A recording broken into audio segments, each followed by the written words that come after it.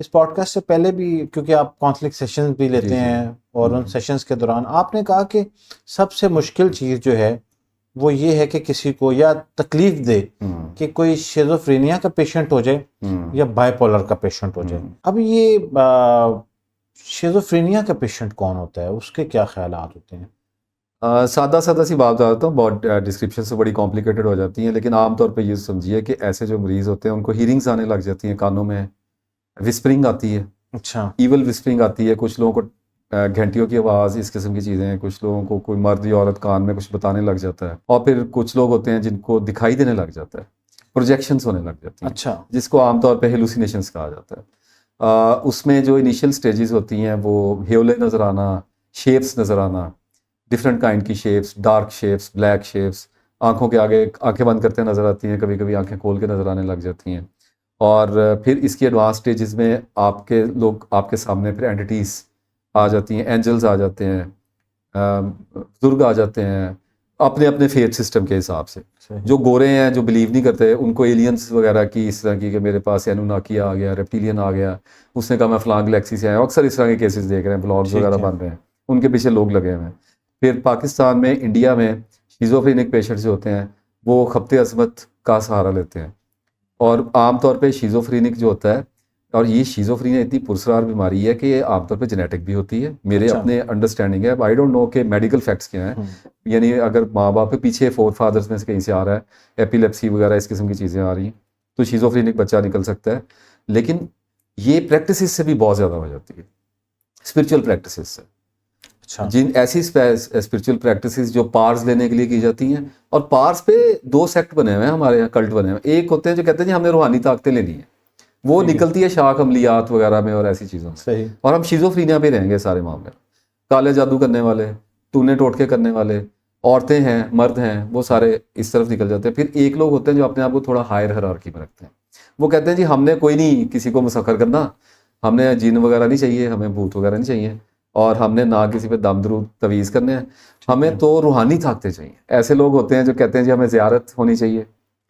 और quantum physics की तरफ ऐसे मामला जाते हैं जो मेटाफिजिकल होना चाह रहे हैं, हवास से परे देखना चाह रहे हैं, जिस चीज़ों में हमें कैद किया गया है उनसे आगे निकलना चाह रहे हैं, तो वो रिस्क लेते हैं अपने साइकोलॉजिकल ब्रेकडाउन का, नर्वस ब्रेकडाउन का, प्रैक्टिस में जाते हैं। अच्छा। ये दोनों कैटेगरी शिज़ोफ्रेनिक होती हैं। और ये बाइपोलर कौन होते हैं? बाइपोलर मेनियाज में होते हैं लोग, गुस्सा बहुत ज़्यादा आता है, तोड़ फोड़ करने लग जाते हैं, बहुत ज़्यादा मेनिया, किसी भी चीज़ का, सेक्सुअल मेनिया हो सकता है, टॉर्चर हो सकता है, एंगर हो सकता है, ब्रस्ट आते हैं एंगर के बहुत ज़्यादा बड़े बड़े, सुसाइडल हो जाते हैं, ये चीज़ें चल रही होती हैं। अच्छा। और ये दोनों काबिल इलाज नहीं है?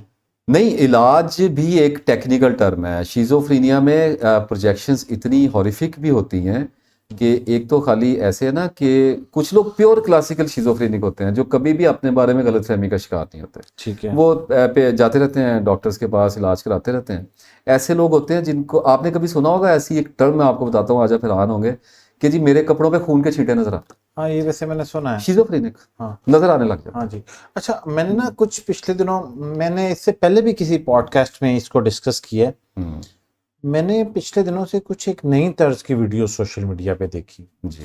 उन वीडियोस के अंदर लोगों ने क्लेम किया है, मैं चाहूँ कि मैं उन तक अगर पहुंच सका तो मैं एक्सपीरियंस करना चाहता हूँ पॉडकास्ट करके उनके साथ, कि हमने डेथ को एक्सपीरियंस किया है और उसके बाद हम मर चुके थे और दोबारा जिंदा हो गए। तो ये क्या फिनोमेना, ऐसा हो सकता होगा या ये कोई? दो हिस्से कर लेते हैं ठीक इस है। सवाल के।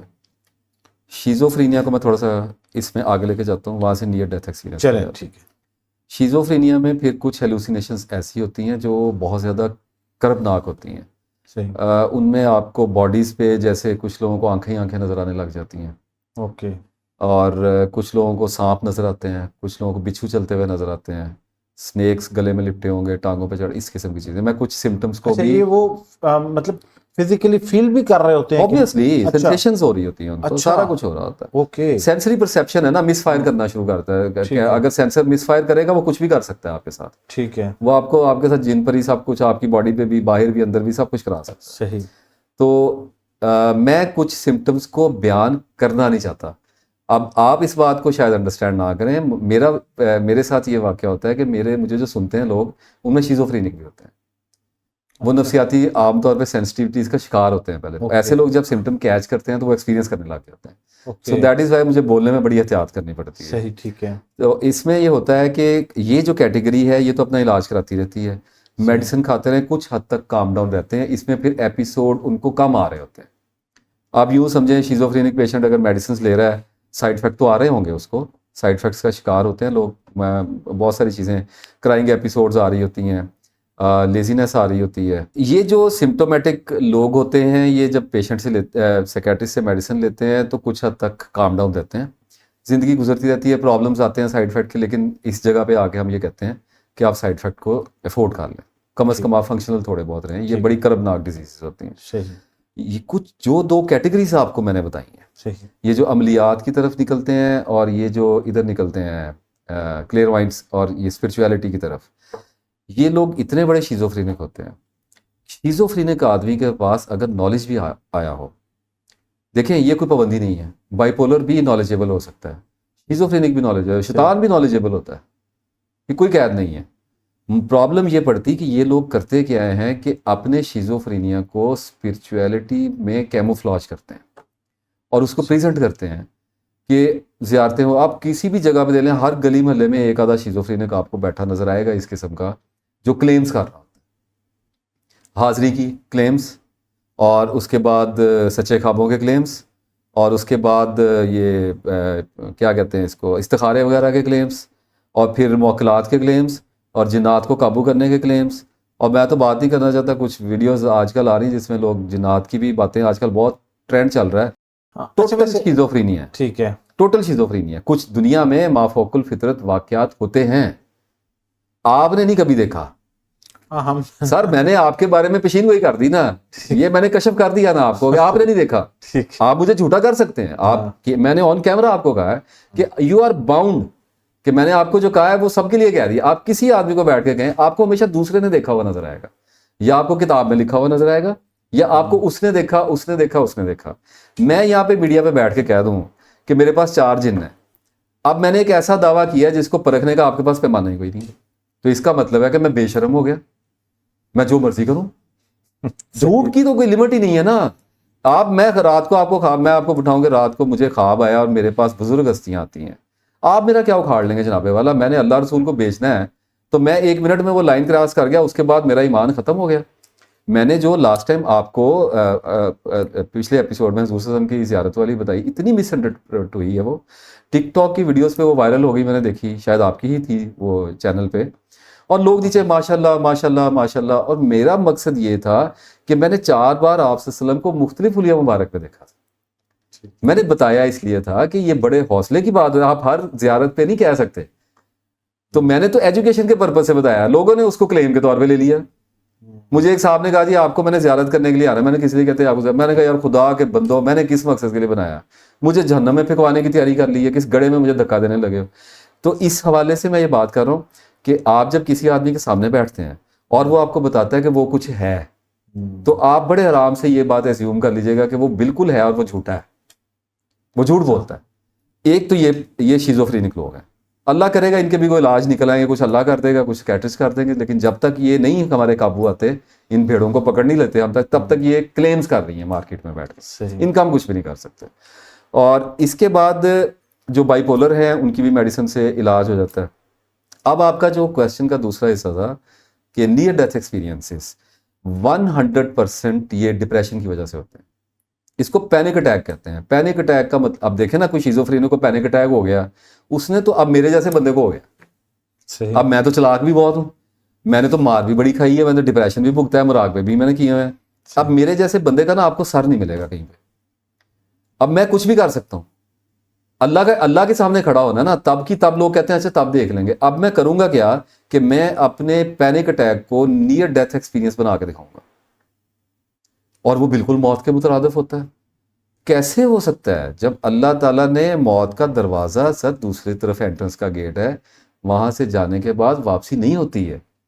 आपको ये भी सिर्फ दूसरे लोग ही कहते हुए नजर आएंगे कि मैं वापस आ गया, मैं वापस आ गया, और ये खाली आप मुसलमानों की बात करते हैं। सबसे ज़्यादा क्लेम्स तो बाहर गोरों के हैं।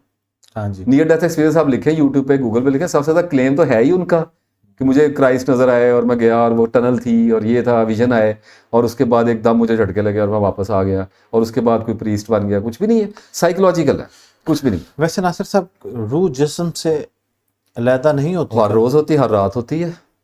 नींद की हाँ, आदत। आप दोपहर को नैप लेने लग हो जाती है, इसमें कौन सा मसला है? अच्छा। हाँ। और वो जो एक फिनोमेना है कि वो रूह जो है वो जब निकलती है इंसान से तो वो फिर एक नया इंसान उसको देख सकता है, वो बॉडी होती है एम्प्टी बॉडी, तो ये सब फिर आप आस्ट्रल प्रोजेक्शंस की आप हाँ बात जी। कर रहे हैं।